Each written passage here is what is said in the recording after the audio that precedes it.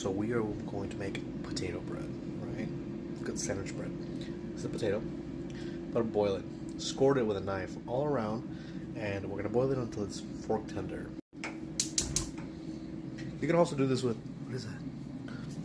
Leftover mashed potatoes. That works well as well. But we'll add to the fluffiness of the bread. This video will take several days to record, so bear with me and the outfit changes. I had to show it, but I forgot to mention it. Make sure you salt the water. How much salt? I don't know, 5-10 grams, because potatoes will absorb the salt and water, and you don't want a unsalty potato, because salt when you're making bread is a good balance. Trust me, salt your water when you're boiling potatoes. Good news, I didn't have to change outfits, and our potato is boiled and peeled. Let me show you, when you cut that slice on her, you don't have to actually peel it. So you can just kind of go and do one of these, and all the peel comes off. Pretty easy, right? One less thing you have to wash and clean. One thing to note is that we have this big bowl, right? You can see the potato bowl, and we have a lid. It's okay. We have a big lid to cover the mixture. Baking is actually like chemistry, right? So we're going to weigh everything. I will be doing like grams and milligrams, because ounces and stuff like that, or level teaspoons, it's not the most reliable aspect. So you do not need a scale, but just know you will need to adjust as you make. Or potato will weigh about 200 grams. I will be adding some sugar to feed the yeast. I use brown sugar. You can use normal sugar. I just grew up using brown sugar, and we're going to do 50 grams of brown sugar. And we see the potato. Easy day. To our potato bread, we will add about 30 to 40 grams of butter. I cut it into little slices, so the potato heat will melt the sugar. Easy. This is the particular milk that I'm using. You don't have to use this. You can use normal milk. I will be using about 1 cup. Exactly. That's it. I have an immersion blender. You can do it on a normal blender. Remember, to this point, we still have not added the yeast. Right? We're going to blend this up. You could mash it. If you have mashed potatoes, that works well. But you do not want any lumps, and you want a good mixture. Our mixture is done. I blended it. I didn't want to put it on video because people who blend on video are kind of weird. But you can see it's very pancake battery. So we're going to pour it out and scoop it on and check temperature. Take your little finger, give it a taste. It thus far should taste like very loose, creamy, mashed, sweet potatoes. Now we're going to take 1 chicken egg. If you're making more, you'd take probably 2, but thus far we're going to take 1 large chicken egg. My chicken eggs are usually about, let me tell you, about 70 grams of egg. So I got very big laying chickens. So we're just going to mix it up, and we have our egg and potato mixture so far. So far we just kind of have like a gabagool mixture, right? Just to feed our yeast. What kind of yeast you should use depends on your personal preference for yeast. You could actually translate this recipe to be like a sourdough. I don't like that. I have done sourdoughs. I think they're cool. This is my preferred yeast. I use computer yeast, or I like these, right? The Rapid Rice. It's strong. It's aggressive for yeast. It will create all the bubbles and the texture that we would like on sandwich bread, right? When you want to cut into bread and sandwich bread, you want to be soft, spongy, have those nice bubbles. I have added my whole, well, there the packet goes, right? I've added my whole packet of yeast. People always recommend you to proof the yeast. I've been baking with this batch of yeast because I bought a whole strip, and it's been good. The best way to proof your yeast is put it in the mixture, and in about 10-15 minutes, if you do not hear any audible, you put your ear to it, be like, hello? And see if it, bubbles. You'll hear, when you get that McDonald's Sprite, that like, you'll hear, if you do not hear any of that in 10, 15, 30 minutes, you might want to either start all over again, or, what I have done, add another packet of yeast. This is about the time where you want to add salt. Adding salt and adding yeast at the same time does not make a difference. There's been countless of people who trial and error this. I promise you, it does not make a difference at all. I added about 20 grams of kosher salt. I like kosher salt a little bit better. It's not as salty as the iodized salt, but you can use whatever salt you have. Just adjust for the levels of saltiness. You can always give it a taste and see what it'll be like. If you're a visual person, you'll see that we have this weird farina looking thing. It's bubbly, it's yeasting. If you could hear it, it'll be making a reaction. We're ready to add our flour. We have proved our mixture. We hear the bubbles, the McDonald's Sprite bubbles. We blank our scale, and we're gonna add some flour. This is organic King Arthur flour. So we're going to start with 2 cups, right? So I'll give you the exact measurement, don't worry. We are measuring. But 2 cups is about a good start. Roughly 325. I'll do 350. Perfect. And we will take a trusty wooden spoon. This is what it looks like. Not too much. I'll give you texture updates. Is there flour all over my hair? I thought it was. There's a misconception when it comes to no knead bread. I do not need anything.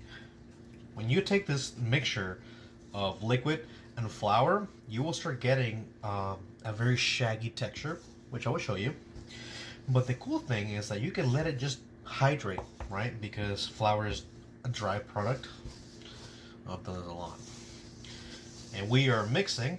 So far we have a shaggy texture. Keep mixing until everything is somewhat incorporated. We will have this weird Play-Doh, right? Looking texture. It's not cute, it's not pretty, it's not all mixed together. We have to wait for it to hydrate. So it looks a certain type of way. We're not failing. We'll scrape the leftover dough. And we will cover it maybe 10 minutes. Let all that flour, yeast mixture hydrate so we can then form it, add more liquid or more flour, and see where we're at in the equation. We're about to let it rest. Look what it looks like. It does not look good. It does not look great. But remember, it needs to hydrate. We're going to let it rest. Nice little airtight. You can use a wet rag, plastic seal. It'll be fine. We have waited about 10-15 minutes, and we're going to knead it, more like give it some shape, right? I'm going to tell you exactly how much flour I used, but it shouldn't be an absurd amount. So far we're going to coat the sides, and it's about 15 grams of flour. See how I said coat the sides? Nope, needs more because this. So we're going to add more. We're guesstimating, so the total was about 15. See how we're squeezing and we're creating some type of shape. We're not actually sticking too much to our hands. Thus far we've only added about 30 grams of flour. I just don't want to knead on the scale, but you can see it's definitely much softer, much pliable. So how you actually want to do this, I like to just kind of tuck it from the inside or the sides, give it a squeeze, pick it up, and keep incorporating the side flour until you can give it the flip. You see that's the sticky part, so what do? We add more flour. With the flour we just added, we are at 42 grams, so it's not too much. You can just get a sprinkle. There's no science to this, we're just going to squeeze, pick up, and knead, and tuck, and fold. You could just kind of fold and do one of these. Sorry, I'm recording one hand.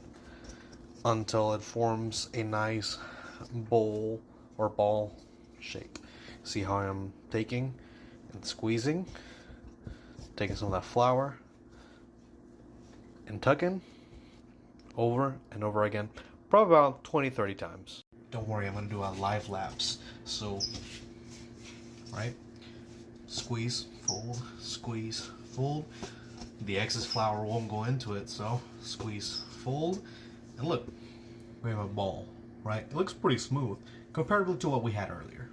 We're going to keep doing that a few more times until your ancestors in your head tell you, hey, that's enough. So, all we really are doing here is we punch, we grab the little roll, and fold. All that flour on the side will keep everything well. One really good tip is to get one of these. Scrape all those sides of the flour and rotate. Keep doing it until all that flour is gone. We're going to spray a little bit of oil later on to be able to not stick, because you'll see how aggressive it rises. One more thing I forgot to mention is that the flour that I am using is bread flour, not all-purpose flour, bread flour. It has more protein and gluten content, which will allow you to have a better rice and a better texture. Some people try to bake with all-purpose flour and it doesn't turn out very good, so that's kind of what happens when you do that. The bread flour has more protein and is able to create a better reaction. Remember, we're doing chemistry here, but in the kitchen. But to pick it up, and I want to show you, right? One thing that I have noticed that really does well is when you take the bread lump, right? And you kind of just do one of these. Kind of like tuck it onto itself. It's going to get a little sticky at the top, but when you tuck it into itself, right? So the bottom creates a belly button. It develops the gluten network much better than the whole kneading thing. When it gets too sticky, just drop it and you are done. Here is our freshly massaged lump. I have a little oil sprayer, so we're gonna particularly get the sides. And then we're going to place our lid and wait until the morning. It's currently 8:17 at night, so in a few hours. Rising and proofing is all based on temperature and development of yeast. It's a whole interaction, right? We will show you in a second how this is probably going to pop off the top. We'll knead it again, and this will be ready to bake. If you make this at, I don't know, 5 or 6, 7, 8 o'clock in the morning, it'll be ready in 2, 3, 4 hours. After, I'm making it late at night, because if I make it at night, in the morning, I can bake it as soon as I wake up, and it'll be ready in the afternoon, cooled, ready to be eaten sandwich. About 20 minutes later, so about 9-ish, maybe. You can see that smell it when you open it. It stinks. It's a snake, but see, it's nice and smooth, and it's got a little bit bigger. You can listen to it and hear that there is definitely like an interaction going on. Since it's actually kind of cold right now, it's about 68 degrees or so. I'm gonna let it rise overnight. Where there's temperature lagging, the yeast will take over. So tomorrow in the morning, it should be risen significantly, and we're gonna see that. We spared our hands with a little bit of oil, so what we're gonna do, we're gonna grab, fold. See how the whole bowl rotated? Grab, fold, grab, fold. Pretty simple. And then when we're done, we're gonna put it, once again, belly button side down, and let it rise a little bit longer. And do this until our hands become sticky. About now, she's ready. Now, scrape her up, and we let her rest. So last we recorded was about 8, and now it is 10. And it's almost double in size. Sorry, I'm doing this throughout the night because I can't ever sleep. We're gonna give it the whole belly button treatment, which is just kneading into itself, and let it rest. We'll do it again in a few hours. We'll wake up, we'll send it. Here's some signs that it's ready or not ready to bake. So we'll poke it. It comes back a little bit too soon. It should be poked and then slowly come out, and that's how we'll know. See, not ready because still sticks, so not quite ready yet. Remember that it'll be relevant to how hot and moist your environment is. So ours has been about 2 hours, not ready yet. It's also a little cold at night, so in the morning it should almost quadruple in size, and then it'll be ready to bake. The next day, 7 in the morning, open it up, see how big it got. It doesn't do the whole sourdough thing, so now it's collapsing, which is a good sign. We take a dough scraper, scrape it, fold it, and we're ready to shape. Doing my best. So doing just one of these. Should have sprayed this with oil, but we bulb. So what we're gonna do is, you don't want to deflate it too much, just barely, kind of like falling into itself. We're gonna split it perfectly in half. You can weigh it. I'm not. And then I'm gonna show you 2 ways that you can shape it to use in these loaf pans. You don't need a loaf pan per se. I just think that it comes out more sandwichly uniform, which is what we're aiming for. Lightly floured our little surface, right? See, it's not too much. And we should definitely lightly flour our hands. We have it right here. Roll it around a little bit on the flour, and to keep some in the corner. So I could just kind of move it over and roll over. So what I like to do is, I like to take one. This is the first way, easiest one. Kind of pull it, and what we want to do is make like a pizza loaf, right? And then we're just gonna roll it like a cinnamon roll. Well, I guess like a cinnamon roll. Just slowly start pulling like this without tearing.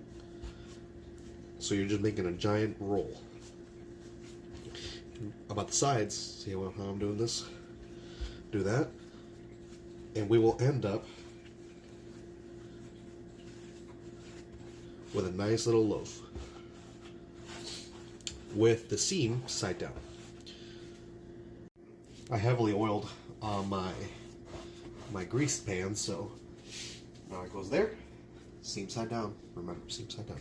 And let me show you how I do the next one. The next one is very similar, but I kind of like it because it's like more like tear apart bread. I'll show you in a second, and you'll definitely see it once it bakes.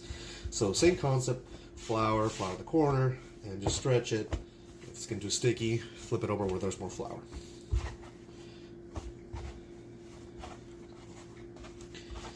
We got our loaf right here. Bam. Gonna take our knife. Our knife will work. Flip it to one of its sides. Stretch it, and what we're gonna do is we're gonna cut little slits. I had to cut them relatively thin, maybe about the thickness of a finger, and then we're gonna roll it. What this effectively does is that when you bake it, it makes it so it's almost like pre-sliced, so you don't have to go and dirty up a knife every time that you want a piece of bread. You can just pull apart a little piece of bread. I like to give this a little bit of a flouring, especially between the fingers. And the side, it looks like a cone almost, right? I'm gonna roll it like this.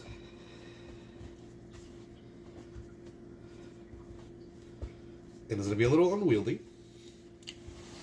Reminds me of the little hot dog cutting gadgets. Bam. Then we're going to compress it, and remember, seam side down once again, even though we just made more seams. And it goes into our pans. So at this point, we have manipulated the dough, and what we actually want is to let it rest for a little bit, maybe about 20-ish minutes.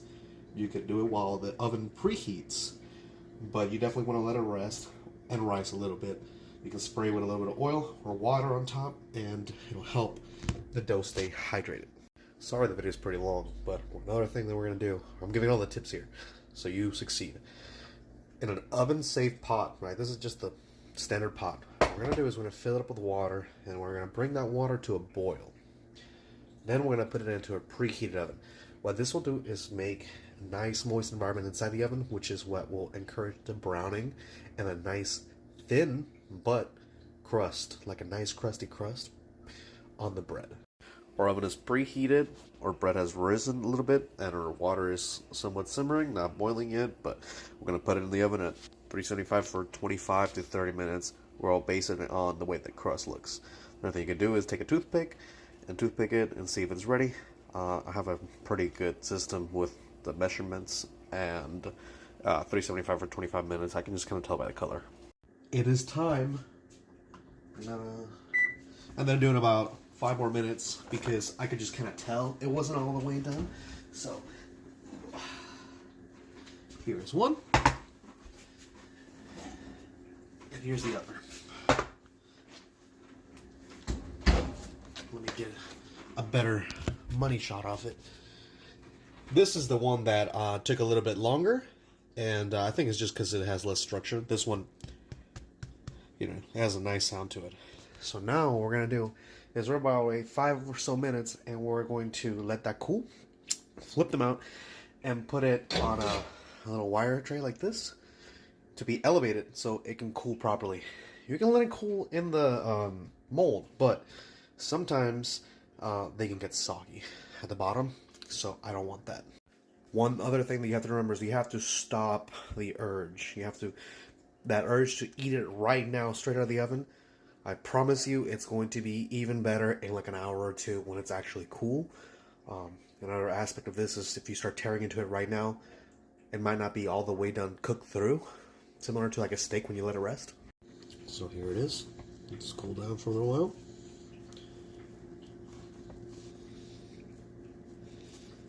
And